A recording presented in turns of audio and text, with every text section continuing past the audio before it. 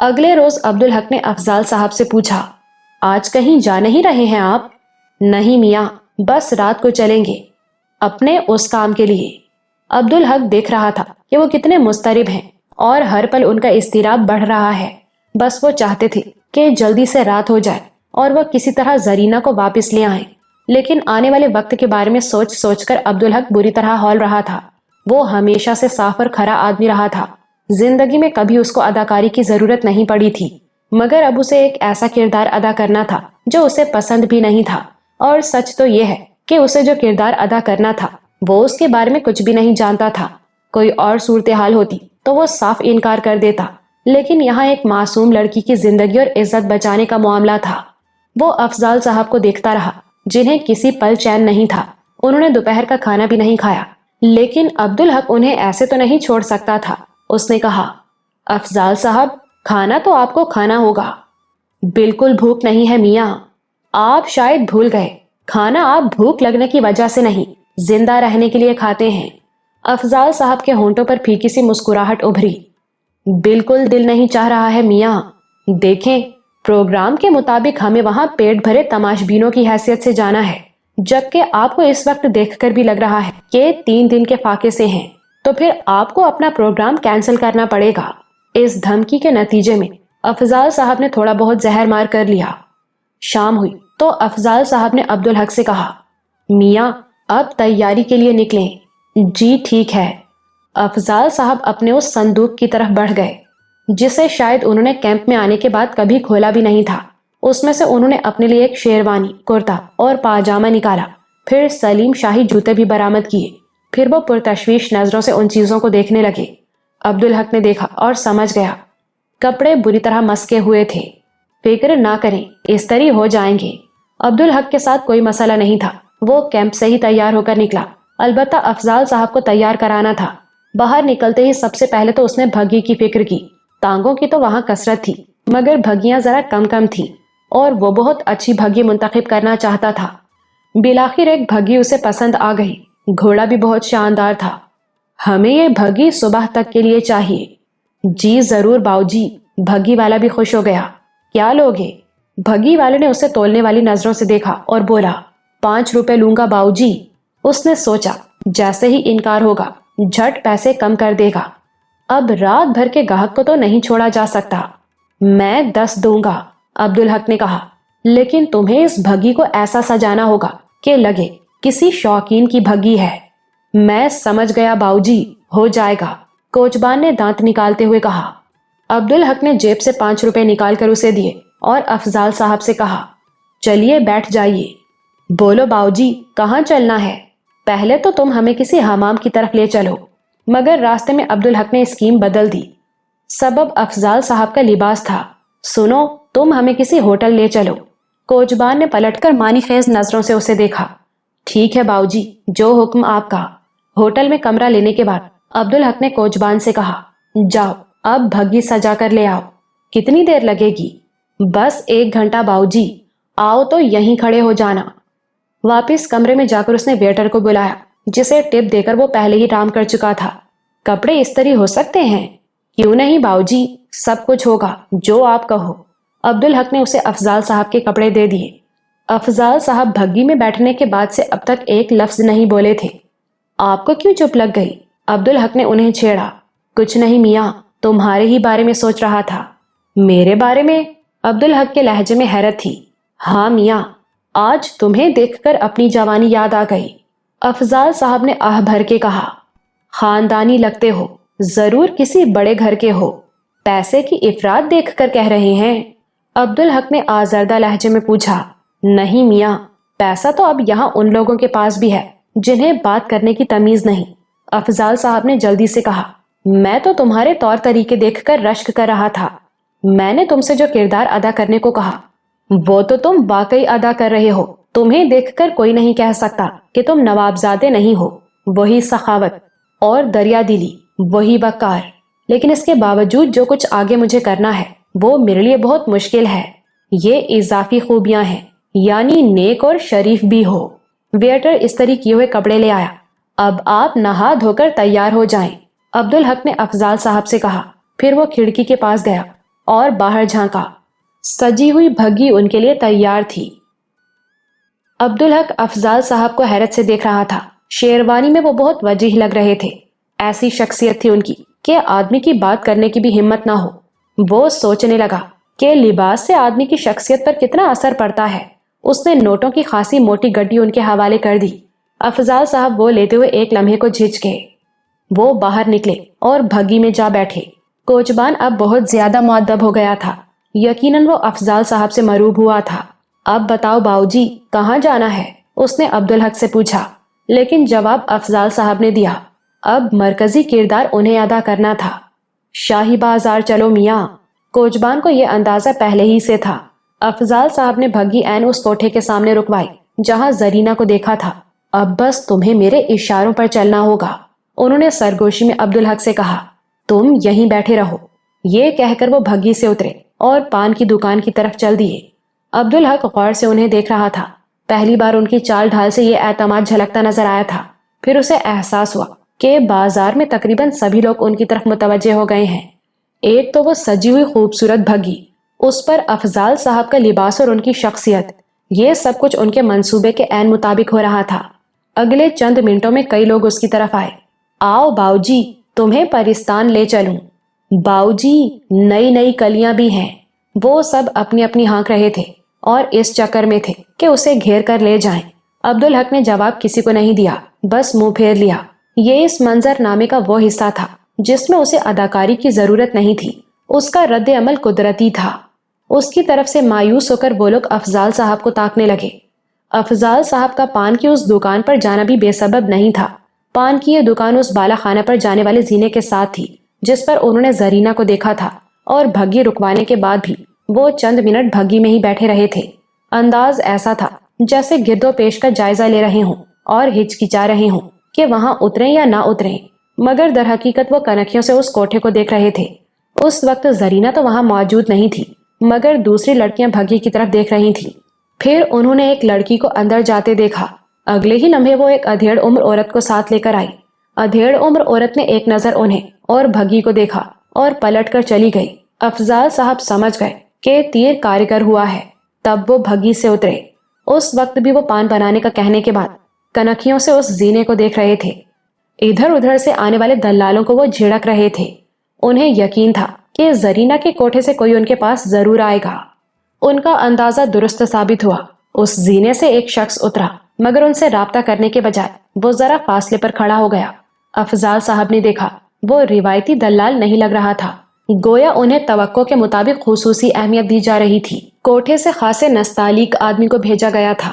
وہ پان لے کر پلٹے اور بھگی کی طرف بڑھے۔ اسی وقت کوٹھے سے اترنے والے شخص نے دھیمی آواز میں انہیں پکارا، حضرت ذرا سنیے۔ افضال صاحب رکے اور اسے دیکھتے ہوئے بولے، جی فرمائیے۔ اوپر باجی جی آپ کو بلا رہی ہیں۔ اس نے آنکھ سے کوٹھے کی طرف اشارہ کیا۔ ضروری تو نہیں کہ ہم جائیں بھی، افضال صاحب نے ذرا تیکھے لہجے میں کہا۔ ان کی التجا ہے، لیکن مرضی تو آپ کی ہی چلے گی۔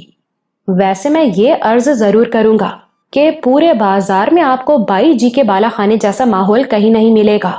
اچھا، افضال صاحب نے لفظ کو ذرا کھینچتے ہوئے کہا، مگر ہم ایک بات بتا دیں، ہم یہاں صرف اپنے سب سے چھوٹے بھائی کی خاطر آئے ہیں۔ انہوں نے بھگی میں بیٹھے عبدالحق کی طرف اشارہ کیا، ورنہ ہم بازار آنا پسند نہیں کرتے۔ یہ لڑکا بہت شرمیلا ہے اور ہم اس کے شرمیلے پن سے عاجز آ چکے ہیں۔ اس کی جھجک دور کرنے کی یہی ایک صورت سجھائی دی تھی، ورنہ تو میاں ہم وہ پیاسے ہیں جس کے پاس ٹھنڈے میٹھے پانی کے چشمے خود چل کر آتے ہیں۔ ہماری بائی جی نے یہ بات سمجھ کر ہی مجھے بھیجا ہے آپ کی پیشوائی کے لیے، اور ہمیں عزت بہت عزیز ہے اور انکار سننے کے بھی ہم عادی نہیں۔ اپنی بائی جی سے ایک بار جا کر پوچھ آؤ۔ جو حکم سرکار کا، اس شخص نے کہا اور الٹے پاؤں کوٹھے کی طرف چلا گیا۔ افضال صاحب وہیں کھڑے رہے۔ 2 منٹ بعد ہی وہ شخص واپس آ گیا۔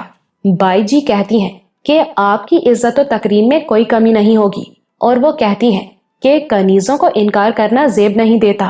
افضال صاحب نے عبدالحق کو آنے کا اشارہ کیا۔ سب کچھ منصوبے کے عین مطابق ہو رہا تھا۔ بائی جی تو ان لوگوں کے آگے بچھی جا رہی تھی۔ ان کی تواضع تو افضال صاحب نے رد کر دی تھی۔ ہمارے پاس پان موجود ہیں، انہوں نے بڑی بے نیازی سے کہا تھا۔ تو لڑکیوں کو بلواؤں؟ ایسے نہیں، ہمارے نزدیک ان لڑکیوں کی بھی عزت ہے، افضال صاحب نے قدرے سخت لہجے میں کہا۔ انہیں بکاؤ مال سمجھ کر ہم ان کی عزت کم کریں گے تو ان سے خوشی بھی نہیں پا سکیں گے، اور ہم یہاں خوشی کے لیے آئے ہیں۔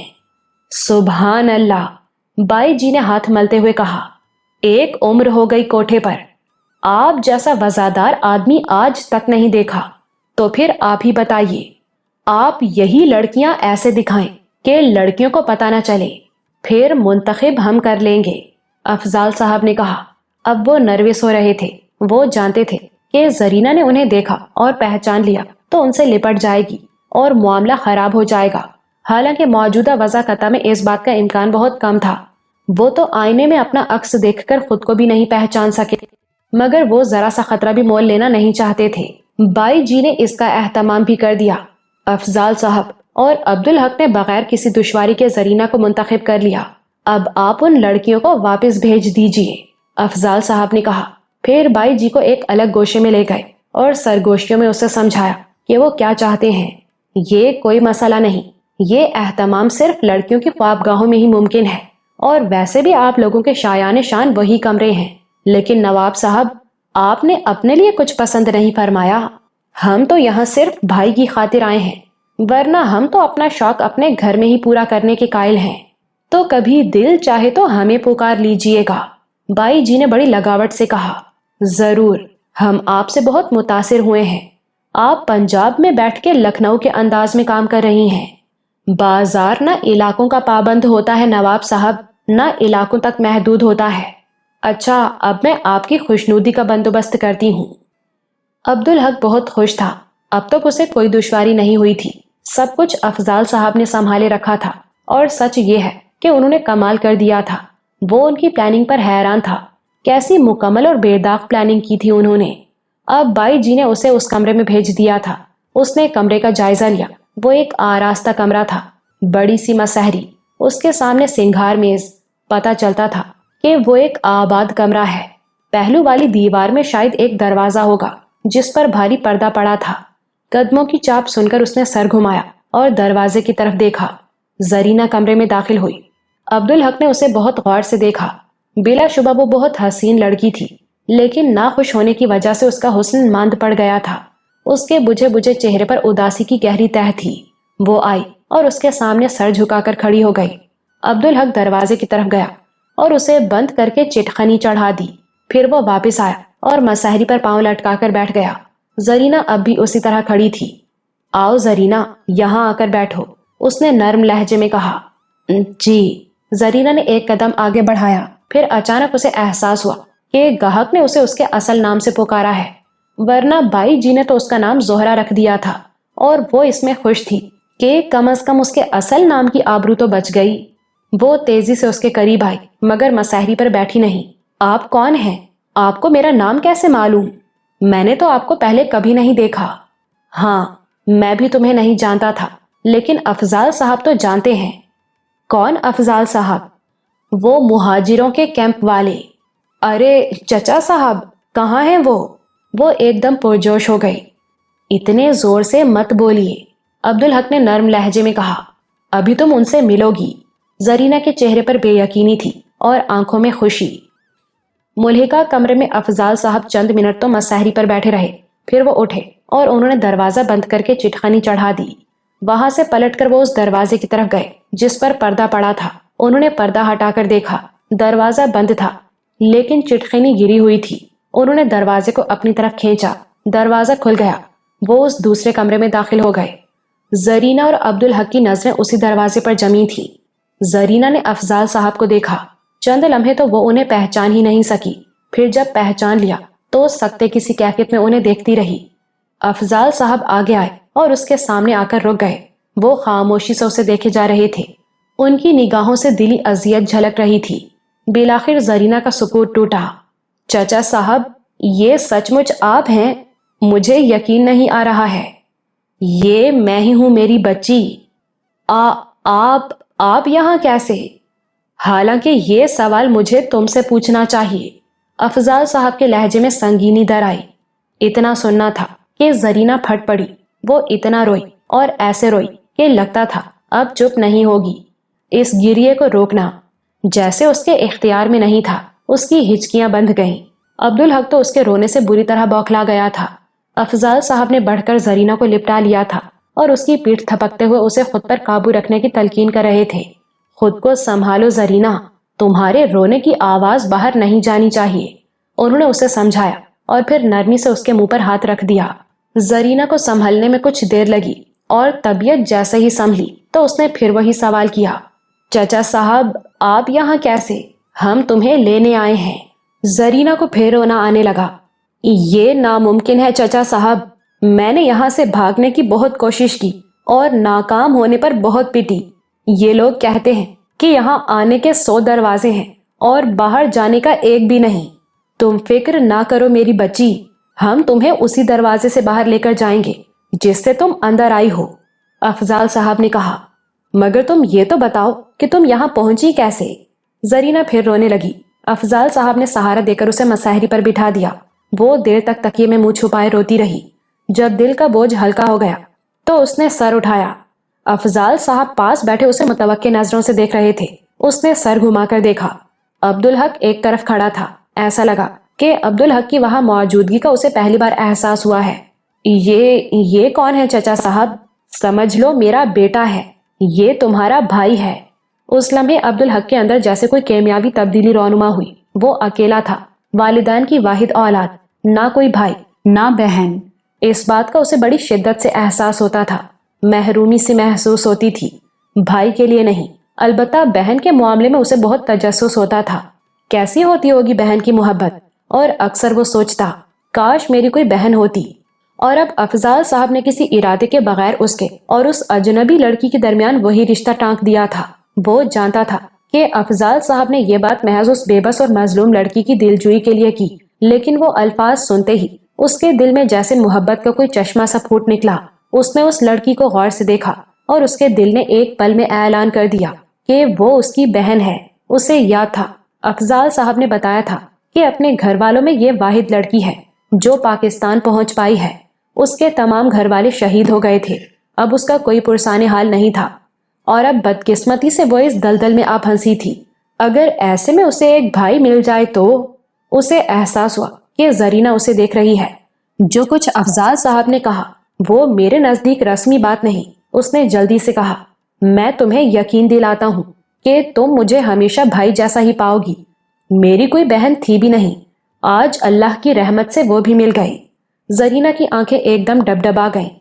ایسا نہ کہیں بھائی، میں اس قابل نہیں رہی۔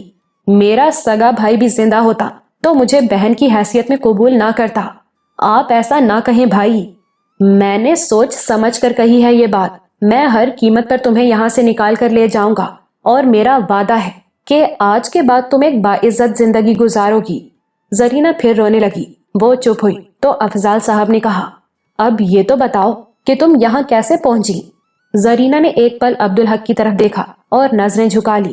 عبدالحق سمجھ گیا کہ وہ حجاب کی وجہ سے اس کی موجودگی میں کچھ نہیں بتا سکے گی۔ میں دوسرے کمرے میں جا رہا ہوں، آپ اطمینان سے بات کر لیں۔ یہ کہہ کر وہ دوسرے کمرے میں چلا گیا۔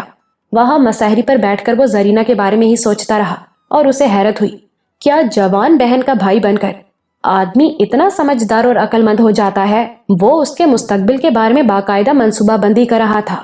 وہ اس وقت چونکا جب افضال صاحب کمرے میں آئے اور اس کے پاس بیٹھ گئے۔ اس نے دیکھا ان کی آنکھیں سرخ ہو رہی تھی اور چہرہ تمتما رہا تھا۔ وہ بار بار مٹھیاں بھینچ رہے تھے۔ کیا معلوم ہوا؟ اس نے ان سے پوچھا۔ کچھ نہیں، کوئی اسے دھوکہ دے کر یہاں لایا تھا اور نائکا کے ہاتھوں بیچ کر چلا گیا۔ عبدالحق کو لگا کہ افضال صاحب اپنی آواز پر قابو رکھنے کی کوششیں کر رہے ہیں۔ میں سمجھا نہیں۔ کسی نے اس سے کہا کہ ایک گھر ایسا ہے جہاں اسے کام مل سکتا ہے۔ یہ اس آسرے میں آئی اور یہاں پھنس گئی۔ وہ تھا کون؟ افضال صاحب نے ایک لمحے کی ہچکچاہٹ کے بغیر کہا، یہ تو اسے بھی معلوم نہیں۔ یہ کیسے ہو سکتا ہے؟ عبدالحق نے اعتراض کیا، وہ کوئی جاننے والا ہی ہوگا، کسی اجنبی کے ساتھ تو وہ نکلنے سے رہی۔ میں نے کہا نا کہ اسے معلوم نہیں، افضال صاحب نے جھنجھلا کر کہا۔ پھر کچھ احساس ہوا تو لہجہ نرم کرتے ہوئے بولے، ممکن ہے وہ بتانا نہیں چاہتی ہو، میں نے بھی زیادہ زور نہیں دیا۔ तुम भी उससे कुछ मत पूछना, सवाल ही नहीं पैदा होता। मेरी कोई बहन नहीं थी, फिर भी मैं इतना जानता हूँ कि कोई भाई अपनी बहन से इस तरह की बात नहीं पूछता। अब्दुल हक ने कहा, अब ये बताइए करना क्या है? करना क्या है, बस उसे यहाँ से लेकर निकलते हैं। और कहाँ जाएंगे? कैंप जाएंगे, और कहाँ? तो कैंप में जरीना अपने इतने दिन गायब रहने के बारे में क्या बताएगी? देखे ना, लोग तो पूछेंगे। हाँ, ये तो मैंने सोचा भी नहीं। यहाँ से निकलने के बाद भी ये बच्ची रुस्वा हो, ये तो मैं नहीं चाहूंगा। और वैसे भी मैं अपनी बहन को कैंप में तो नहीं रखूंगा। अब्दुल हक के लहजे में कतियत थी। अफजाल साहब ने उसे बहुत गौर से देखा, जैसे उसे तोल रहे हों। जी हाँ, अब वो मेरी बहन है। मैं नस्लन राजपूत हूँ, जो कहता हूँ वो करता भी हूँ, और गैरत की हमारे नजदीक बड़ी अहमियत है। अफजाल साहब अब भी उसे घूर रहे थे। बात अब्दुल हक की समझ में आ गई। जहां दीदा अफजाल साहब उस पर शक कर रहे थे कि कहीं वो भेड़ की खाल में भेड़िया तो नहीं, तौहीन के एहसास से उसका चेहरा तमतमा उठा। वो कोई सख्त बात कहना चाहता था, लेकिन उसने खुद को रोक लिया। अफजाल साहब उस पर भी शक कर रहे थे, तो ये उनके खुलूस और दर्दमंदी का सबूत था। फिर उसने इतना किया कि उनकी आंखों में बराह रास्त देखता रहा। चंद लम्हे इसी तरह गुजरे, फिर अचानक अफजाल साहब की आंखों से जैसे शक का गुबार धुल गया। वो खिफत आमेज अंदाज में मुस्कुराए। मुझे माफ कर देना मियाँ, मैं तुम पर शक कर रहा था, मगर अब मुझे इत्मीनान हो गया। ये लड़की खुशकिस्मत है कि इसे तुम मिल गए। अब ये इंशाअल्लाह महफूज रहेगी। अब्दुल हक ने उनकी माजरत को नजरअंदाज कर दिया। तो फिर इसे लेकर कहाँ जाएंगे? अब तो होटल ही रह जाता है। तो होटल के लोग भी कुछ अच्छा तो नहीं सोचेंगे, ना इसके बारे में ना हमारे बारे में। वाकई ये तो बड़ा मसला है। जब आप जरीना से बात कर रहे थे तो मैं इस बारे में सोच रहा था, अगर मैं कोई अहद करके घर से ना निकला होता तो मैं इसी वक्त इसे अपने घर ले जाता। वहां कोई मसला ही नहीं था। अब एक ही सूरत है, जब तक मैं गांव वापस नहीं जाता, ये हमारी अमानत के तौर पर मसूद साहब के पास, उनके घर में रहेगी। बड़े साहब के घर? जी हाँ, वो वहां हर तरह से महफूज रहेगी, चुभते हुए सवालों से भी। और जब मैं गांव जाऊंगा तो उसे अपने साथ ले जाऊंगा। अफजाल साहब ने सताइशी नजरों से उसे देखा। इस उम्र में तुम मुझसे ज्यादा अक्लमंद हो मियाँ। ये बात नहीं, असल में आप तो सिर्फ एक नुक्ते पर मुर्तकिज थे और इसमें खुश थे कि जरीना को यहाँ से निकालना है। आगे के बारे में ख्याल ही नहीं आया आपको। अच्छा, अब ये बताएं कि अगर आज हम जरीना को यहाँ छोड़ दें तो कोई हर्ज तो नहीं? अफजाल साहब ने चौंक कर उसे देखा। क्यों, ऐसी क्या बात है? रात हो गई है, मुझे मसूद साहब के घर का पता भी नहीं मालूम। वो कैंप जाकर इखलाक से मालूम करना होगा, इसमें भी वक्त लगेगा। तो इतना बेवक्त मसूद साहब के यहाँ जाना अच्छा नहीं लगेगा। हमें उनको सोते से उठाना होगा। बात तो तुम्हारी ठीक है, अफजाल साहब ने कहा और कुछ सोचने लगे। फिर उन्होंने सर उठाया और बोले, लेकिन मियाँ, जरीना को मजीद यहाँ छोड़ने का खतरा मोल नहीं लिया जा सकता। ये बाजारे हुस्न है, यहाँ जो पल आपके पास है बस वही आपका है। कौन जाने कल हम यहाँ आए तो जरीना यहाँ मौजूद ही ना हो। और मियाँ, अभी तो बड़े सख्त मरहले से गुजरना है। ये लोग हर रोज सोने का अंडा देने वाली मुर्गी को बेचना खसारे का सौदा समझते हैं। आप ठीक कह रहे हैं, अब्दुल हक ने कहा। तो आप इसी मरहले की फिक्र करें, मैं आगे की सोचता हूँ। बस तुम उस कमरे में चले जाओ, अफजाल साहब बोले। अब्दुल हक दूसरे कमरे में चला गया और पर्दा बराबर कर दिया। अफजाल साहब ने बढ़कर अपने कमरे का दरवाजा खोल दिया। मुश्तरी बेगम बहुत खुश थी। धंधा अच्छा चल रहा था, मगर ऐसा गाहक मुद्दत के बाद नसीब हुआ था। वो घाट घाट का पानी पिए हुए थी, आदमी को एक नजर में तोल लेती थी।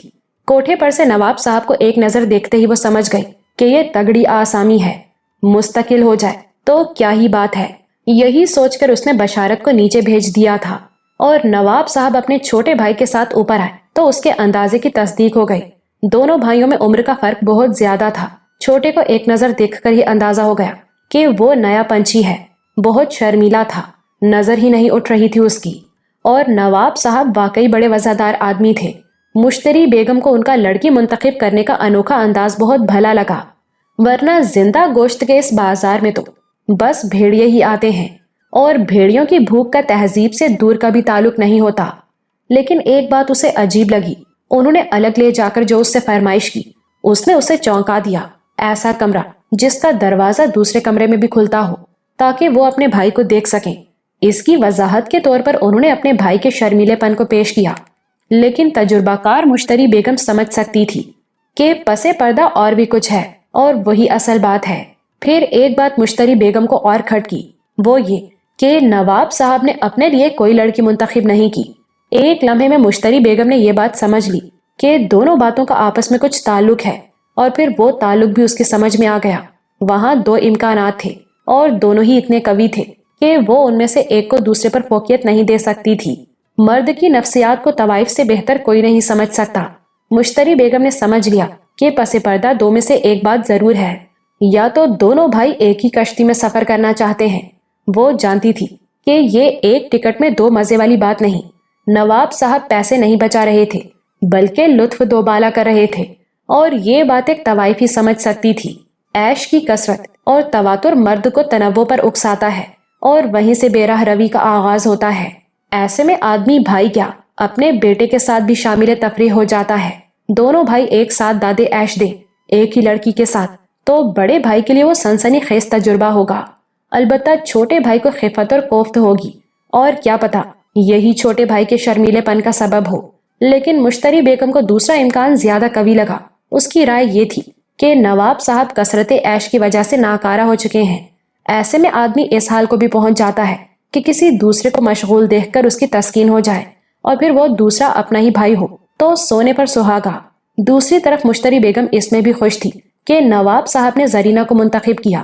زرینہ بلا شبہ بہت حسین تھی، لیکن بازار میں روتا بسورتا حسن نہیں چلتا۔ اس نے زرینہ کو بہت سمجھایا، سختی بھی کی، لیکن بات نہیں بنی۔ جس عمر میں لڑکیاں جوالا مکھی ہوتی ہیں، زرینہ برف کی مورت تھی۔ ہر گاہک خوش خوش اس کے ساتھ جاتا، مگر مشتعل واپس آتا۔ پروانہ تو جلنا پسند کرتا ہے، برفستان میں وہ کب پہنچتا ہے؟ ایک گاہک نے تو جھنجھلا کر یہ بھی کہہ دیا تھا کہ بھائی، مجھے تو لگ رہا تھا میں اپنے ساتھ ہی زیادتی کر رہا ہوں۔ نتیجہ یہ کہ پرانے گاہک تو اب زرینہ کی طرف نگاہ اٹھا کر بھی نہیں دیکھتے تھے، چنانچہ وہ زیادہ تر فارغ بیٹھی رہتی۔ کبھی کوئی نیا گاہک آتا تو پہلی اور آخری بار اسے ساتھ لے جاتا۔ اب تو مشتری کو یہ احساس ہونے لگا تھا کہ جمیل سے 50 روپے میں اس لڑکی کو خرید کر اس نے خسارے کا سودا کیا تھا۔ بائی جی، اس نے چونک کر دیکھا، دروازے میں بشارت کھڑا تھا۔ کیا بات ہے بشارت؟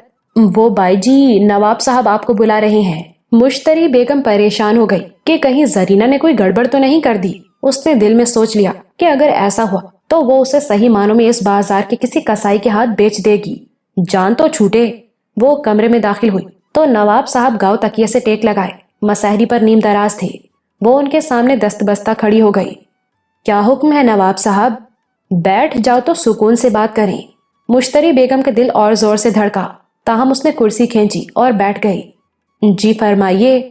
بھائی، اس لڑکے نے ہمیں پریشان کر دیا ہے۔ مشتری بیگم کو پہلے تو لگا کہ نواب صاحب نے لڑکی کہا ہے، گویا زرینہ کی شکایت ہے۔ کیا ہوا؟ کچھ فرمائیے تو۔ اس کا شرمیلا پن ختم ہی نہیں ہوتا کسی طرح۔ ویسے اتنا تو ہوا کہ اس لڑکی سے مانوس ہو گیا ہے وہ۔ اب مشتری بیگم کی سمجھ میں آیا کہ وہ اپنے بھائی کے بارے میں بات کر رہے ہیں۔ اس نے سکون کی سانس لی۔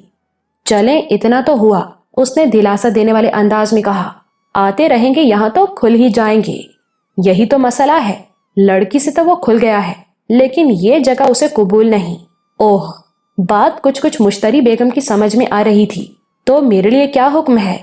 حکم کا تو یہاں موقع نہیں، ایک استدعا ہے۔ میرے لیے تو وہ بھی حکم کا درجہ رکھتی ہے۔ آپ اس لڑکی کو ہمیں دے دیں۔ مشتری بیگم کا دماغ سر پر دوڑنے لگا۔ یہ تو وہ سمجھ چکی تھی کہ زرینہ اس کے مطلب کی نہیں۔ یہ بات اسے پہلی نظر میں ہی سمجھ لینی چاہیے تھی، لیکن وہ اس کے حسن پر ریجھ گئی تھی۔ اب یہ جان چھڑانے کا موقع مل رہا تھا، لیکن بہرحال کاروبار کی وہ پکی تھی۔ اس نے منہ پکا کر کے کہا، آپ تو جانتے ہی ہیں نواب صاحب کہ ہم اپنا مال کرائے پر دیتے ہیں۔ ایسے بیچنے لگے تو پھر خالی دکان میں بیٹھ کر مکھیاں ہی ماریں گے، تو یہاں خریدنے کے لیے آتا ہی کون ہے؟ نواب صاحب نے بھی بے رخی سے کہا، مجبوری نہ ہوتی تو ہم بھی یہ بات نہ کرتے۔ خیر، یہ تو معلوم ہو گیا کہ صاحبزادے کا شرمیلا پن کیسے ختم ہوگا۔ لڑکیاں تو بازار میں بہت اس سے بھی اچھی مل جائیں گی۔ وہ اٹھ کر بیٹھے جیسے جانے کے لیے تیار ہو رہے ہوں۔ مشتری بیگم گڑبڑا گئی۔ آپ خفا کیوں ہوتے ہیں نواب صاحب؟ ہم نے پہلے ہی کہہ دیا تھا کہ ہم انکار سننے کے عادی نہیں۔ تو میں نے انکار کب کیا ہے؟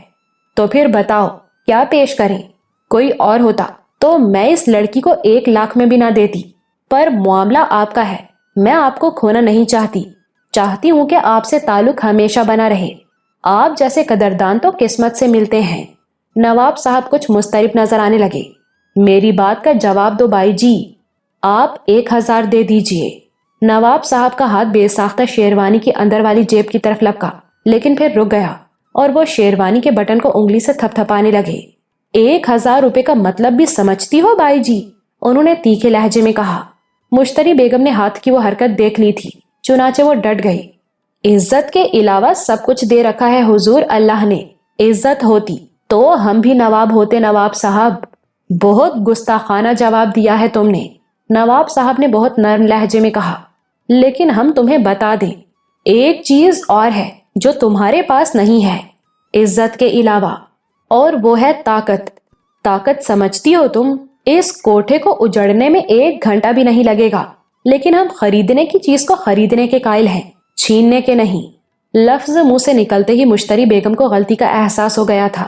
نواب صاحب کی بات سن کر تو وہ دہل گئی۔ اس نے جلدی سے نواب صاحب کے پاؤں پکڑ لیے۔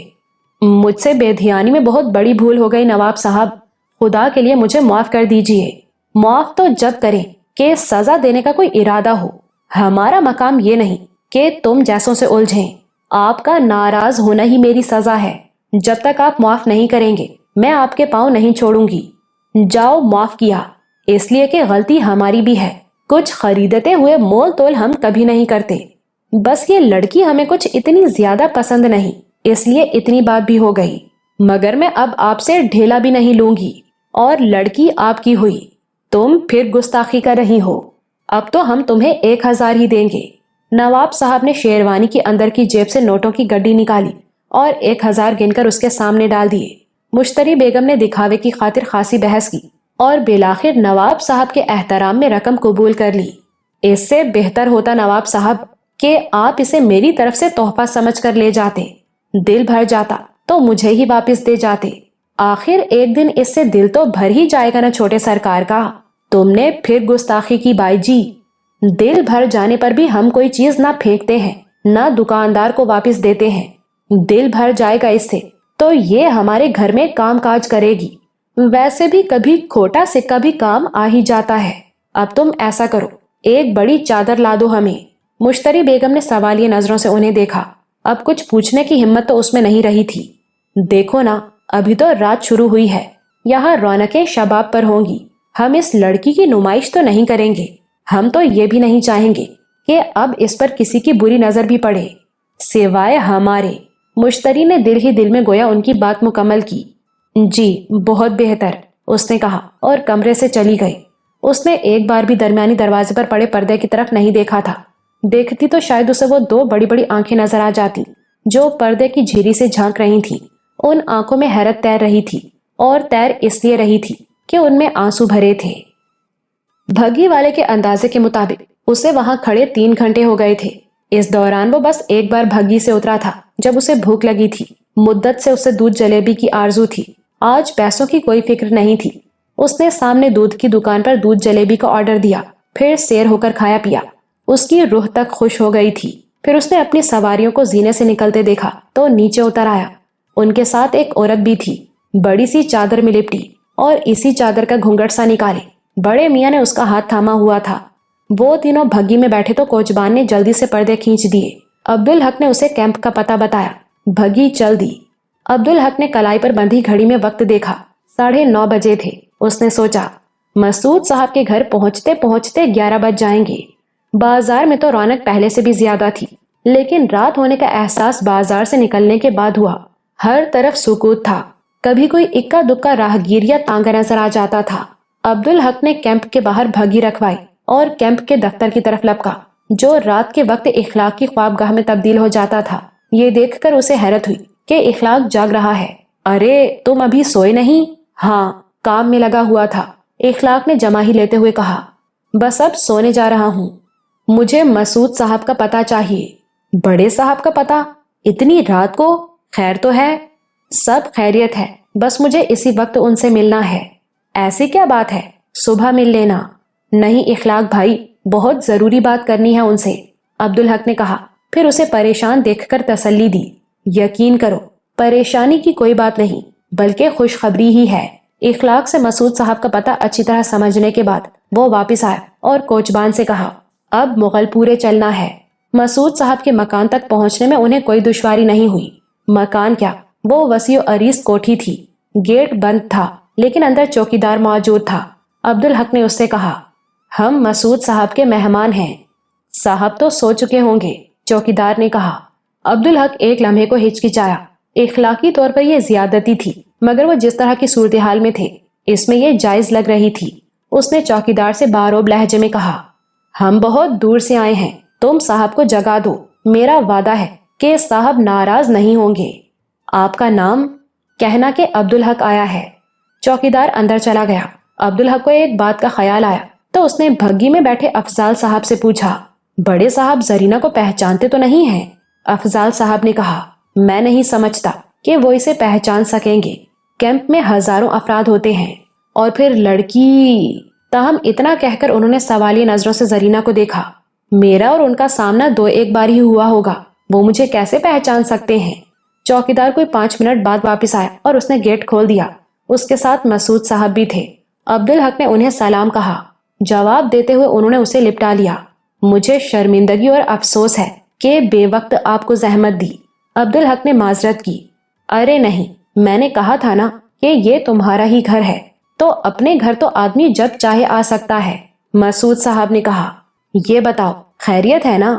جی الحمدللہ، بلکہ میں تو اچھی خبر کے ساتھ آیا ہوں، مگر اسی سلسلے میں آپ کی فوری مدد کی ضرورت ہے۔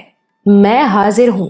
مجھے میری بچھڑی ہوئی بہن مل گئی ہے مسعود صاحب، میں کچھ دن کے لیے اسے آپ کے پاس چھوڑنا چاہتا ہوں۔ گاؤں جاتے ہوئے ساتھ لے جاؤں گا۔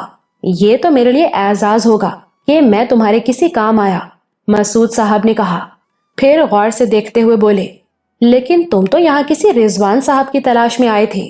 جی ہاں، ان کی بھی تلاش ہے مجھے، لیکن بہن کا معاملہ ایسا ہوتا ہے کہ اس کا اعلان بھی نہیں کیا جا سکتا۔ مسعود صاحب مطمئن نظر آنے لگے۔ ہاں یہ تو ہے، خیر تم بہن کو لے کر آؤ، میں بچوں کو جگاتا ہوں۔ یوں عبدالحق کے لیے اور آسانی ہو گئی۔ پروگرام کے مطابق افضال صاحب بھگی میں ہی بیٹھے رہے۔ زرینہ اتر کر عبدالحق کے ساتھ کوٹھی میں چلی گئی۔ اب ہمیں ہوٹل لے چلو، عبدالحق نے باہر آ کر بھگی میں بیٹھتے ہوئے کہا۔ ہوٹل کیوں؟ افضال صاحب نے معترضانہ انداز میں کہنا چاہا۔ عبدالحق نے ہونٹوں پر انگلی رکھ کر انہیں چپ رہنے کا اشارہ کیا۔ افضال صاحب زرینہ کے بارے میں پوچھنا چاہتے تھے لیکن خاموش رہے۔ بھگی ہوٹل کے سامنے رکی، وہ دونوں نیچے اترے۔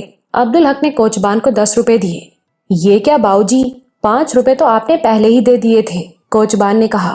رکھ لو، خوشی سے دے رہا ہوں، تم نے ہمارا ساتھ بھی تو دیا ہے، عبدالحق نے کہا۔ پھر بولا، ایک بات مانو گے میری؟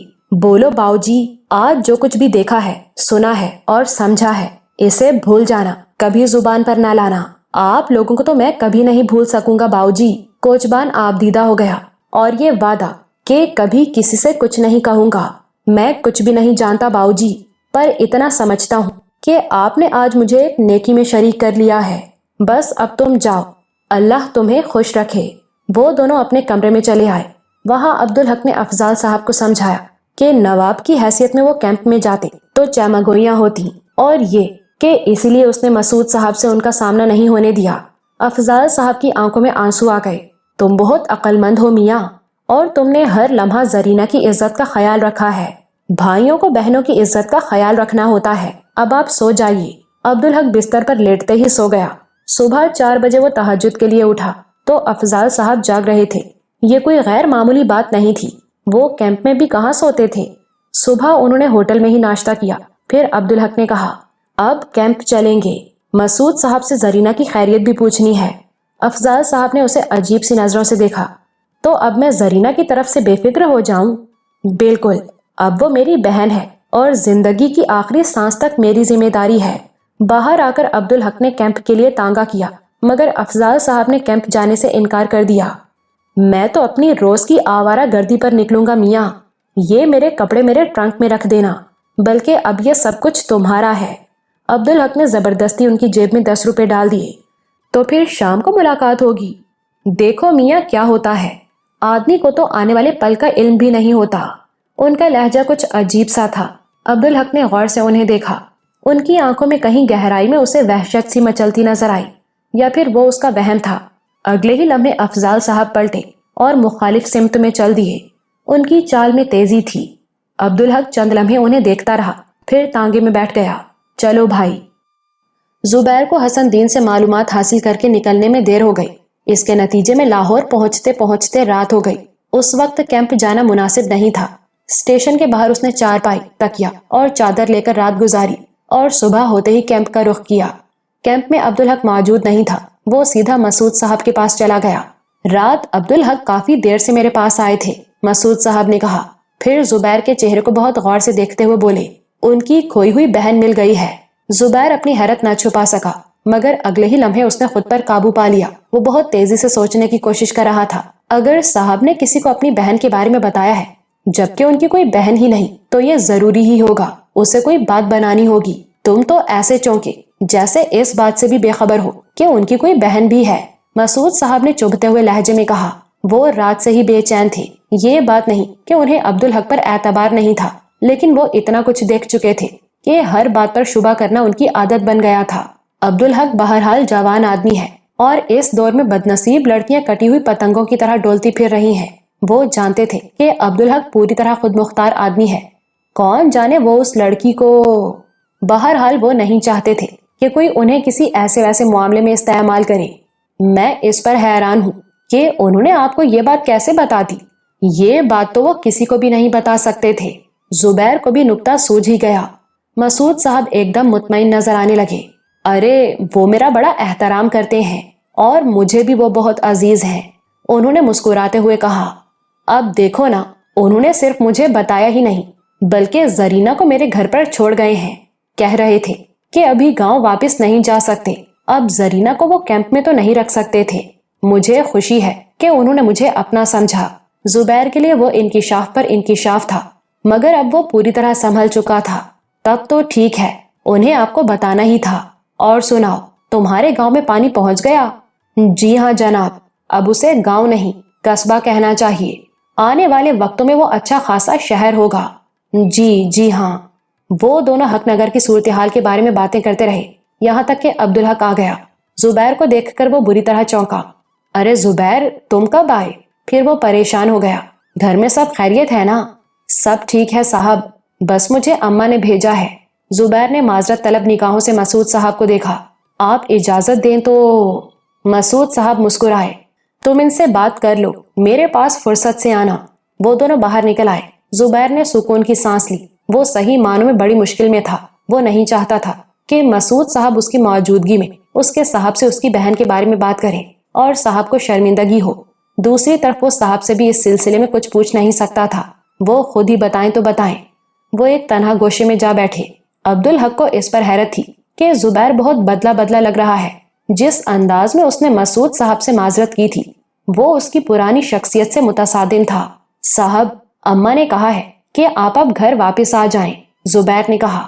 عبدالحق کو دوسری حیرت ہوئی۔ صاحب، اس نے بات جیسے سنی ہی نہیں۔ میں دیکھ رہا ہوں زبیر کہ آپ بہت بدل گئے ہیں۔ جس طرح آپ نے میرے ساتھ علیحدگی میں بات کرنے کے لیے مسعود صاحب سے بات کی، اور اب آپ مجھے صاحب کہہ رہے ہیں۔ بس سیکھ رہا ہوں صاحب۔ اب دیکھیں نا، مالک تو بس اللہ کی ذات ہے۔ میری عادت ہی آپ کو مالک کہنے کی۔ کسی سے میں نے یہ لفظ سنا اور آپ کے لیے پسند کر لیا۔ آپ کو برا تو نہیں لگا؟ مجھے تو یہی اچھا لگے گا کہ آپ میرا نام لیں۔ یہ تو میرے لیے ممکن نہیں صاحب، زبیر گڑ گڑانے لگا۔ اور صاحب، اب آپ رابعہ کو سنیں گے تو بھی حیرت ہوگی۔ ہم لوگوں نے منجھلی بی بی سے بہت کچھ سیکھا ہے اور سیکھ رہے ہیں۔ نوربانو کے تذکرے پر عبدالحق کے چہرے پر رنگ سا دوڑ گیا۔ کیسی ہیں وہ؟ اس نے بے ساختہ پوچھا۔ جی ٹھیک ہے، اور سب لوگ؟ عبدالحق نے جلدی سے اپنے پچھلے سوال کی اہمیت زائل کرنے کی کوشش کی۔ زبیر اسے گاؤں کی خبریں سنانے لگا۔ اس نے پانی کے، پنچایت کے قیام کے اور نئے آنے والوں کے بارے میں بتایا۔ پھر جھجکتے ہوئے بولا، صاحب ایک بڑی خوشخبری بھی ہے۔ پھر اس نے اٹک اٹک کر بتایا کہ رابعہ ماں بننے والی ہے۔ عبدالحق نے گرم جوشی سے اسے لپٹا لیا۔ اللہ کا شکر ہے، یہ پاکستان کی برکت ہے۔ انشاءاللہ ہمارے علاقے میں پیدا ہونے والا پہلا خالص پاکستانی تمہارا بچہ ہوگا، اس نے کہا۔ پھر اسے خیال آیا تو اس نے پوچھا، میرے مینو کا کیا حال ہے؟ ارے صاحب، وہ تو بس بچ ہی گیا اللہ کی رحمت سے، ورنہ تو وہ مر ہی جاتا۔ عبدالحق گھبرا گیا۔ ہوا کیا تھا؟ ارے صاحب، آپ نے اس کی عادتیں بگاڑ دی تھیں۔ وہ چارہ آپ کے ہاتھ سے کھانے کا عادی تھا، پھر ہر وقت آپ کے آگے پیچھے گھومتا رہتا تھا۔ آپ چلے آئے تو اس نے کھانا پینا، دوڑنا کھیلنا چھوڑ دیا، پیٹ پیٹ سے لگ گیا۔ میں تو پریشان تھا کہ آپ کو کیا منہ دکھاؤں گا، پھر پتہ نہیں کیسے منجلی بی بی نے اسے رام کر لیا۔ اب وہ سارے لاڈ ان سے کرتا ہے۔ وہ پہلے جیسا ہو گیا ہے صاحب۔ عبدالحق کو حیرت بھی ہوئی اور خوشی بھی، خود پر افسوس بھی ہوا کہ اسے بے سوچے سمجھے اس طرح چھوڑ آیا۔ اگر وہ مر جاتا تو؟ اس کے بعد زبیر نے مطلب کی بات چھیڑی۔ زبیر بھائی، آپ جانتے ہیں کہ میں ابھی واپس نہیں آ سکتا، میں یہاں ایک کام سے آیا ہوں، وہ کر کے ہی جاؤں گا، مگر وہاں آپ کی ضرورت ہے صاحب، وہاں آپ موجود ہیں زبیر بھائی، اب آپ کو ہی سب کچھ سنبھالنا ہوگا۔ لیکن صاحب، یہ میرے بس کا نہیں، میں نوکر آدمی۔ یہ ذہن سے نکال دیجئے زبیر بھائی، آپ اب کسی کے نوکر نہیں، آزاد اور خود مختار آدمی ہیں، فیصلے کر سکتے ہیں۔ فیصلے کرنے مجھے کہاں آتے ہیں؟ زبیر نے بے بسی سے کہا۔ کریں گے تو آ جائیں گے۔ دیکھیں زبیر بھائی، اس وقت سب کو پاکستان کے استحکام کے لیے بڑھ چڑھ کر کام کرنا ہے۔ یہ بات عرفان صاحب اور مسعود صاحب جیسے لوگ مجھ سے کہتے ہیں، اور بات میرے دل کو لگتی بھی ہے۔ اب آپ کو میں ترکیب بتاتا ہوں۔ میرے پتا جی یاد ہے نا آپ کو؟ ان کو کیسے بھول سکتا ہوں صاحب، انہیں بہت زیادہ دیکھا تھا آپ نے، اور بہت غور سے دیکھا تھا۔ جی ہاں صاحب، بس تو زمین کے معاملات میں آپ اسی طرح بات کریں، عمل کریں، فیصلے کریں جیسے وہ کرتے تھے۔ زبیر دونوں رخسار ہاتھوں سے پیٹنے لگا۔ میں کہاں صاحب، عبدالحق نے اس کی بات کاٹ دی۔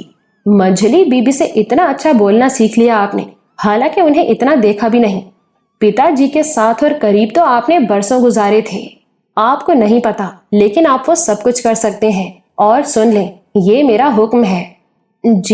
جی صاحب، زبیر نے مرے مرے لہجے میں کہا۔ ابھی میرے ساتھ کچہری چلیں، میں آپ کے نام مختار نامہ بنوا دیتا ہوں، پھر میرے تمام اختیارات قانونی طور پر آپ کے ہوں گے۔ مجھے لگتا ہے کہ آپ یہاں رکنے کا فیصلہ کر چکے ہیں، تو کیا آپ… نہیں، میں واپس آؤں گا یہ کام کر کے، عبدالحق نے جلدی سے کہا۔ اس نے سمجھ لیا کہ زبیر کو اس وقت تھکانے کی ضرورت ہے، کچھ عرصہ وہ معاملات سنبھالے گا تو اس میں اعتماد آ جائے گا، لیکن ابھی ڈر گیا تو کچھ بھی نہیں کر سکے گا۔ اس لیے اس نے اسے یہ نہیں بتایا کہ مسعود صاحب کی بات اس کے ذہن نے قبول کی ہے اور کچھ نہیں، تو اس نے تعلیم مکمل کرنے کا مصمم ارادہ کر لیا ہے۔ بس آپ اس وقت تک میرے حکم کی تعمیل کریں۔ ٹھیک ہے صاحب، زبیر نے مرے مرے لہجے میں کہا۔ وہ دونوں کچہری جانے کے لیے کیمپ سے نکل آئے۔ کچہری سے مختار نامہ بنوا کر انہوں نے باہر ہی کھانا کھایا اور پھر کیمپ واپس آئے۔ انہیں وہاں بیٹھے ذرا دیر ہی ہوئی ہوگی کہ مجید ہانپتا کانپتا کیمپ میں داخل ہوا۔ اس کے چہرے پر ہوائیاں اڑ رہی تھیں۔ اسے دیکھ کر عبدالحق کو کسی سنگین گڑبڑ کا احساس ہونے لگا۔ اس نے متلاشی نظروں سے ادھر ادھر دیکھا، پھر وہ اپنے دوستوں نذیر اور نعمان کو دیکھ کر ان کی طرف لپکا۔ درمیانی فاصلہ خاصا تھا، عبدالحق کو کچھ سنائی نہیں دے رہا تھا، لیکن اتنا اس نے دیکھا کہ مجید ہیجانی انداز میں اپنے دوستوں کو کچھ بتا رہا ہے۔ ہیجان اس کے ایک ایک عضو کی حرکت سے جھلک رہا تھا۔ نذیر اور نعمان کا رد عمل اتنی دور سے بھی واضح تھا، ان کے منہ کھلے ہوئے تھے اور چہروں پر بے یقینی کا تاثر تھا۔ پھر وہ کچھ بولے بھی۔ ذرا سی دیر میں وہ خبر پورے کیمپ میں جنگل کی آگ کی طرح پھیل گئی۔ عبدالحق کو اپنی سماعت پر یقین نہیں آ رہا تھا۔ افضال صاحب جیسا آدمی، یہ کیسے ممکن ہے؟ وہ خود مجید کے پاس گیا۔ کیا یہ سچ ہے؟ میں نے اپنی آنکھوں سے دیکھا ہے سب۔ افضال چچا نے جمیل بھائی کو قتل کر دیا۔ اس کی آواز میں اب بھی ہیجان تھا۔ یہ کیسے ہو سکتا ہے؟ میں وہاں موجود تھا اور جمیل بھائی سے بات کر رہا تھا کہ اچانک افضال چچا آئے۔ جمیل بھائی نے انہیں اپنی طرف آتے دیکھا تو بولے، آپ یہاں کیسے؟ افضال چچا نے کہا، میں تیرے لیے ہی آیا ہوں کمینے افضال، آج میں تجھے زندہ نہیں چھوڑوں گا۔ یہ کام تو مجھے پاکستان آنے سے پہلے ہی کر دینا چاہیے تھا۔ بس پھر انہوں نے ایک ہاتھ نکالا جیب سے اور جمیل بھائی پر وار کرنے شروع کر دیے۔ عبدالحق کو کسی گڑبڑ کا احساس ہو رہا تھا، پھر بات اس کی سمجھ میں آ گئی۔ افضال صاحب نے جمیل کو افضال تو نہیں کہا ہوگا؟ ارے وہ تو اب بھی انہیں افضال کہہ رہے ہیں اور گالیاں بھی دے رہے ہیں۔ مارتے وقت بھی وہ انہیں افضال کہہ رہے تھے۔ بات کچھ سمجھ میں نہیں آ رہی تھی۔ جمیل اسپتال میں ہے؟ اس نے پوچھا۔ میں بتا رہا ہوں، وہ مر چکے ہیں، اسپتال لے جانے کی تو نوبت ہی نہیں آئی۔ افضال چچا نے انہیں بری طرح کاٹ ڈالا تھا اور آخر میں تو ذبح ہی کر دیا انہیں۔ عبدالحق جھرجھری لے کر رہ گیا۔ اس کے لیے یہ تصور بھی محال تھا، اور وہ بھی افضال صاحب کے لیے۔ مسعود صاحب کو اس واقعے کا علم ہوا تو وہ بھی باہر آ گئے۔ مجید کہانی پھر دہرانے لگا۔ میرے حلق سے نہیں اتر رہی یہ بات، مسعود صاحب نے کہا۔ وہ عبدالحق سے مخاطب تھے۔ چلو تھانے چل کر معلوم کرتے ہیں۔ عبدالحق نے زبیر کو وہیں رکنے کو کہا اور مسعود صاحب کے ساتھ کیمپ سے نکل آیا۔ مسعود صاحب کی گاڑی میں وہ تھانے پہنچے تو تھانے دار مسعود صاحب کے آگے بچ گیا۔ وہ انہیں جانتا تھا۔ ہم کیمپ میں ہونے والے قتل کے سلسلے میں آئے ہیں، مسعود صاحب نے اس سے کہا۔ وہاں مجید کی ہر بات کی تصدیق ہو گئی۔ افضال صاحب نے جمیل کو بڑی بے رحمی سے قتل کیا تھا۔ ہم افضال صاحب سے ملنا چاہتے ہیں، مسعود صاحب نے کہا۔ ضرور سر، پر پہلے چائے پی لیں۔ مسعود صاحب کچھ ہچکچائے، مگر پھر شاید افضال صاحب کی بہتری کی خاطر چائے پینے پر آمادہ ہو گئے۔ عبدالحق اس دوران بہت تیزی سے سوچنے اور سمجھنے کی کوشش کر رہا تھا۔ افضال صاحب جیسا آدمی اور ایسا بے رحمانہ قتل۔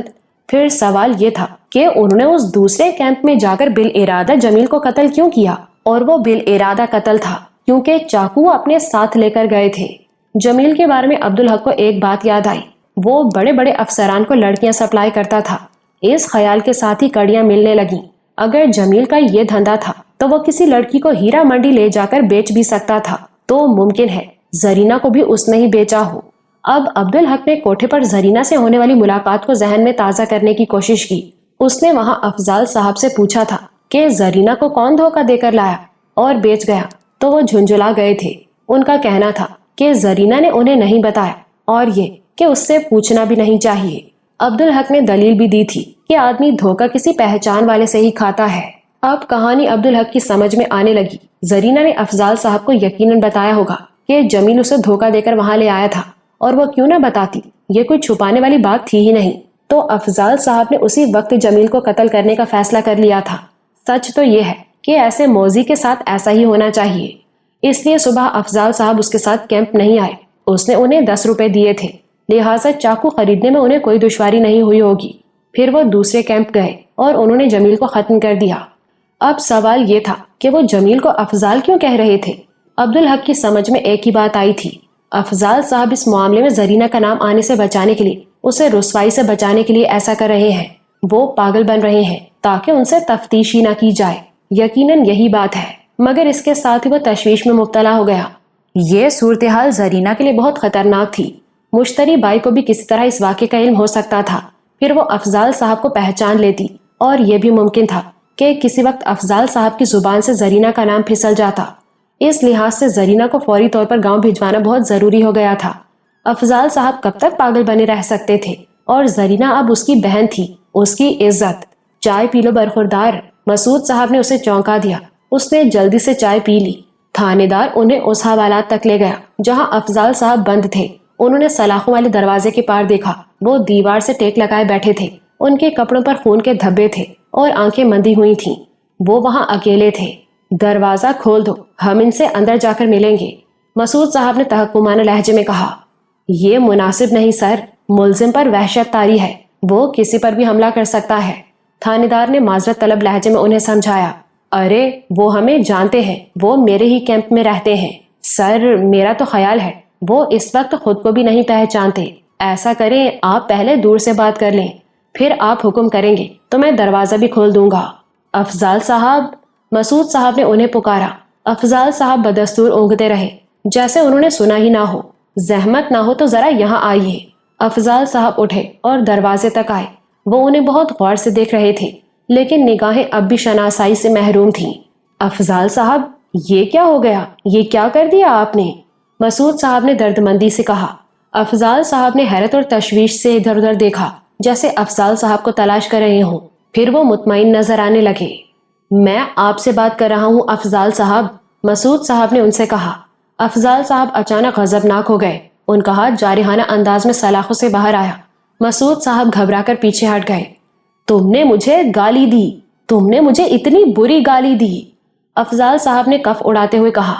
میں نے آپ کو گالی نہیں دی افضال صاحب، مسعود صاحب نے ان کی پہنچ سے دور ہوتے ہوئے مدافعانہ انداز میں کہا۔ میں تمہارا خون پی جاؤں گا، مجھے افضال کے نام سے پکارتے ہو، یہ تو بدترین گالی ہے۔ ارے میں نے زمین کا سب سے بڑا اور سب سے ذلیل بوجھ کم کر دیا، میں نے اس حرامزادے افضال کو قتل کر دیا، ٹکڑے کر دیے میں نے اس کے، اور تم مجھے افضال کہتے ہو؟ مسعود صاحب دم بخود تھے۔ عبدالحق نے افضال صاحب سے پوچھا، تو آپ کا کیا نام ہے جناب؟ میرا نام… افضال صاحب سوچ میں پڑ گئے، جیسے ذہن پر زور دے رہی ہوں، پھر وہ دونوں ہاتھوں سے اپنی کنپٹیوں کو زور زور سے مسلنے لگے۔ اچھا، مجھے تو جانتے ہیں نا آپ، اور یہ بڑے صاحب ہیں، میں نے تمہیں کبھی نہیں دیکھا، اور نہ ان بڑے صاحب کو۔ مجھے اپنا نام کیوں یاد نہیں آتا؟ ان کی آنکھوں میں وحشت ناچنے لگی۔ چلیں چھوڑیں، آپ آرام کریں، عبدالحق نے کہا۔ افضال صاحب دوبارہ اپنی جگہ جا بیٹھے۔ وہ لوگ دوبارہ تھانے دار کے کمرے میں آ گئے۔ آپ نے مار پیٹ تو نہیں کی ان کے ساتھ؟ عبدالحق نے تھانے دار سے پوچھا۔ او توبہ کریں جی، اپنے بندے تو الٹا ڈرتے ہیں اس سے۔ سنو، میں ان کے لیے کپڑے بھیجواؤں گا اور وکیل کا بندوبست بھی کروں گا، اس سے تعاون کرنا۔ لیکن سر، یہ 302 کا کیس ہے، میں نے تمہیں انہیں رہا کرنے کو تو نہیں کہا۔ مسعود صاحب نے سخت لہجے میں کہا، جو کچھ میں کر رہا ہوں یہ ان کا حق ہے، اور تمہیں ان کا خیال رکھنا ہوگا۔ یہ کوئی عادی مجرم نہیں، لگتا ہے کسی دماغی عارضے میں مبتلا ہے، اور ہاں، ان کے کھانے پینے کا خیال رکھنا۔ جو حکم آپ کا سر۔ مسعود صاحب نے کھانے کی مد میں تھانے دار کو 5 روپے دینے چاہے، لیکن اس نے انکار کر دیا۔ یہ تو ان کا سرکاری حق ہے جناب، اور آپ بے فکر ہو جائیں، میں ہر طرح سے ان کا خیال رکھوں گا۔ مسعود صاحب اور عبدالحق تھانے سے نکل آئے۔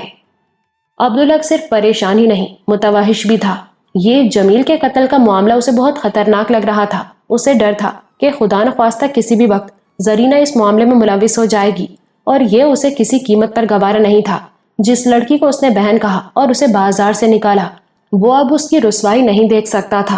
اس نے تو یہ فیصلہ کیا تھا کہ اب اس کے لیے سب سے اہم کام زرینہ کی شادی کرانا ہے۔ زبیر نے یہ بات محسوس کر لی کہ عبدالحق بہت پریشان ہے۔ اس سے کچھ پوچھنا تو اس کے نزدیک گستاخی تھی۔ بس وہ اس کے لیے دعا ہی کر سکتا تھا۔ اسے اس حال میں چھوڑ کر جانے کو دل بھی نہیں چاہ رہا تھا، مگر وہ خود فیصلہ نہیں کر سکتا تھا۔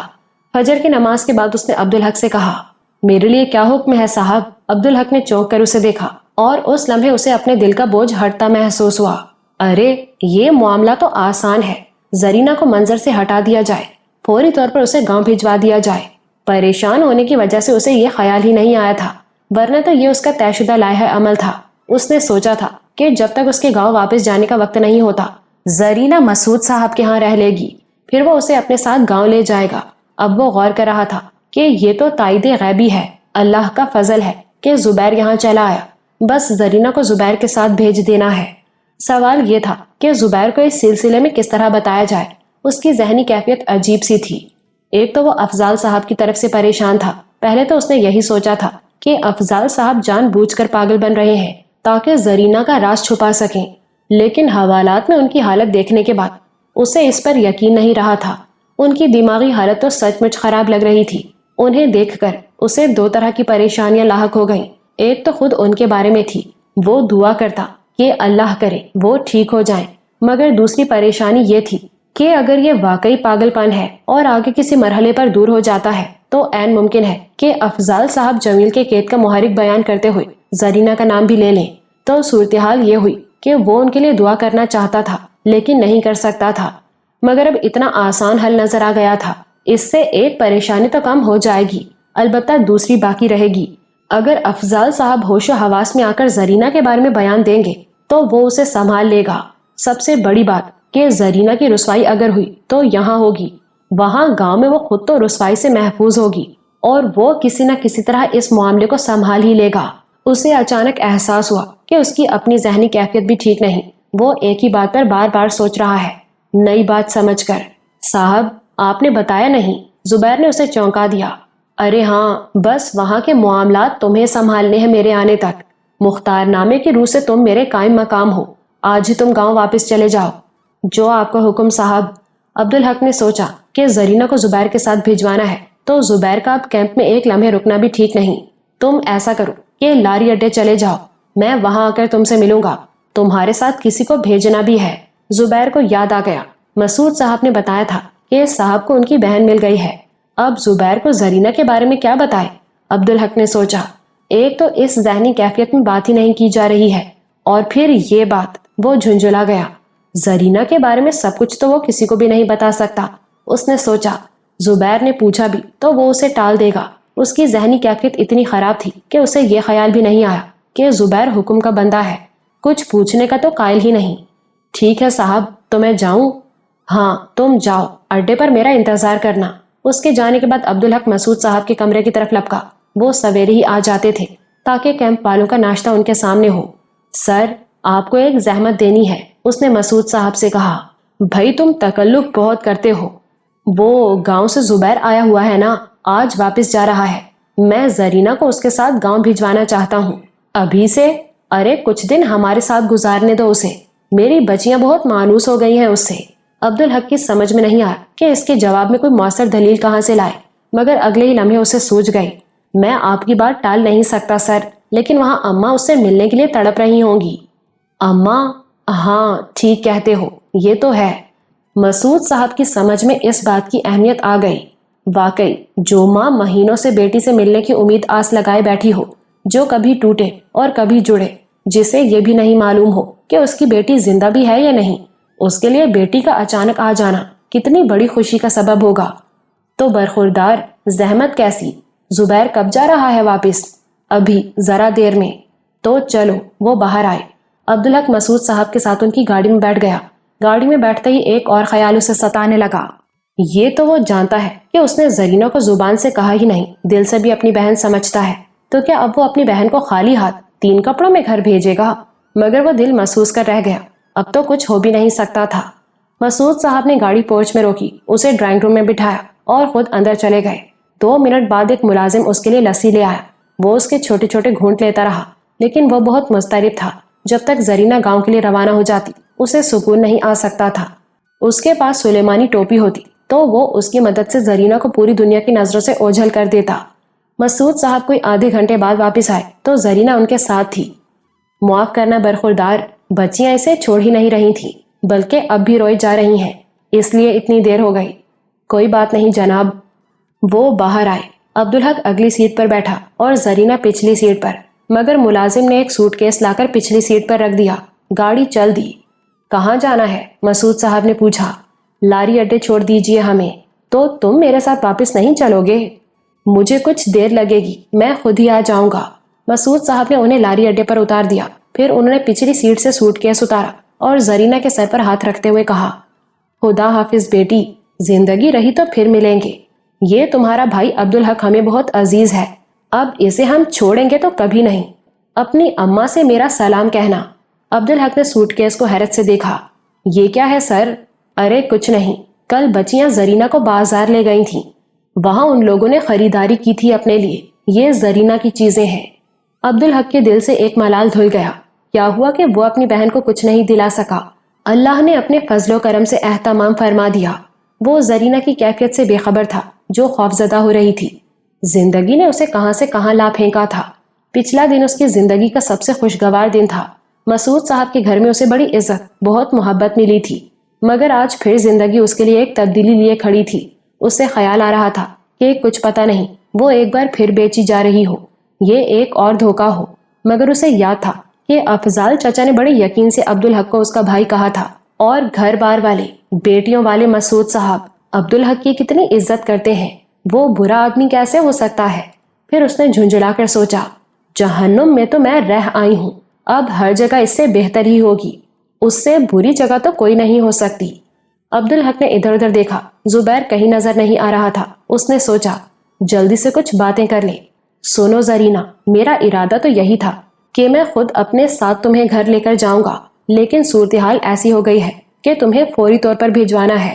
دور کھڑے زبیر نے انہیں دیکھا اور سمجھ لیا کہ مداخلت مناسب نہیں۔ خوش قسمتی سے زبیر بھائی آ گئے، اللہ نے مشکل آسان کر دی۔ اب تم ان کے ساتھ گاؤں چلی جاؤ، میں اپنے کام نمٹا کر ہی گھر واپس آؤں گا۔ یہ سنتے ہی زرینہ کا رنگ پھک ہو گیا، اسے یقین ہو گیا کہ وہ ایک بار پھر بیچی جا رہی ہے۔ عبدالحق نے اس کی کیفیت بھانپ لی۔ ڈرو مت، اب تم میری بہن ہو، تمہیں ایک باعزت زندگی اور ہر وہ نعمت ملے گی جس کی تمہیں آرزو ہے۔ اور سنو، زبیر بھائی کو میں اپنا بڑا بھائی سمجھتا ہوں، لیکن وہ خود کو میرا جانثار سمجھتے ہیں۔ میری ناکارہ ترین چیز کی حفاظت کے لیے وہ اپنی جان بھی قربان کر سکتے ہیں۔ تم تو میری بہن ہو، سگی بہن۔ زرینہ کچھ بول نہ سکی، اس کے چہرے پر اب بھی ہوائیاں اڑ رہی تھیں۔ پھر بڑی مشکل سے اس نے پوچھا، ایسی کیا بات ہو گئی بھائی کہ میں آپ کے ساتھ جانے سے محروم ہو گئی؟ عبدالحق نے گہری سانس لی، چند لمحے سوچا، پھر اسے افضال صاحب کے ہاتھوں جمیل کے قتل کے بارے میں بتا دیا۔ زرینہ کی آنکھوں میں نفرت دہک اٹھی۔ بہت اچھا کیا چچا نے، وہ منحوس اسی قابل تھا۔ اس کا لہجہ بے حد تند تھا۔ عبدالحق نے چونک کر اسے دیکھا۔ یہ بات کیوں کہی تم نے؟ جمیل بھی انسان تھا، میں اسے انسان نہیں سمجھتی۔ پتا ہے آپ کو، وہی تو مجھے وہاں دھوکے سے لے گیا تھا اور مجھے بیچ آیا تھا۔ چلو یہ بات بھی کھل گئی۔ عبدالحق نے گہری سانس لی، پھر اس نے زرینہ سے کہا، اب تم یہ سب کچھ بھول جاؤ۔ میرے گھر میں میری اماں تمہیں اتنی محبت دیں گی کہ تم ہر دکھ بھول جاؤ گی۔ اسی وقت عبدالحق کی نظر زبیر پر پڑ گئی۔ زبیر بھی اسی طرف دیکھ رہا تھا، پھر وہ ان کی طرف بڑھنے لگا۔ مگر بھائی، میں انہیں اپنے بارے میں بتاؤں گی کیا؟ بے خبر زرینہ نے پوچھا۔ اب زیادہ بات کرنے کا وقت نہیں تھا، تمہیں کسی کو بھی اس سے زیادہ نہیں بتانا کہ تمہارے گھر والوں میں سے کوئی نہیں بچا اور تم مجھے کیمپ میں ملی تھی۔ باقی سب کچھ مجھ پر چھوڑ دینا، کچھ بھی نہ بتانا کسی کو۔ اتنی دیر میں زبیر قریب آ گیا تھا۔ صاحب، یہ لاری بس جانے ہی والی ہے، 2 سیٹیں میں نے روک رکھی ہیں۔ پھر اس کی نظر سوٹ کیس پر پڑی، اس نے سوٹ کیس اٹھا لیا۔ لاری واقعی روانگی کے لیے تیار تھی۔ زبیر نے سوٹ کیس اندر رکھا اور زرینہ کو اپنی روکی ہوئی سیٹ پر بٹھا دیا۔ پھر وہ عبدالحق کے پاس آیا۔ اور کوئی حکم صاحب؟ عبدالحق کچھ کہنے ہی والا تھا کہ کنڈکٹر نے چیخ کر کہا، او بس چاچا جی، گڈی پئی جاندی ہے، لینی ہے کہ نہیں؟ زیادہ کچھ کہنے کا موقع نہیں تھا۔ عبدالحق نے جلدی سے کہا، بس زبیر بھائی، زرینہ کا خیال ایسے رکھنا جیسے میرا رکھتے ہو۔ سمجھنا کہ یہ نہیں، میں ہوں، اور سب لوگوں کو یہ بات بتا دینا۔ لاری چل پڑی تھی۔ زبیر کو بھاگ کر اسی میں سوار ہونا پڑا۔ عبدالحق جاتی ہوئی گاڑی کو دیکھتا رہا۔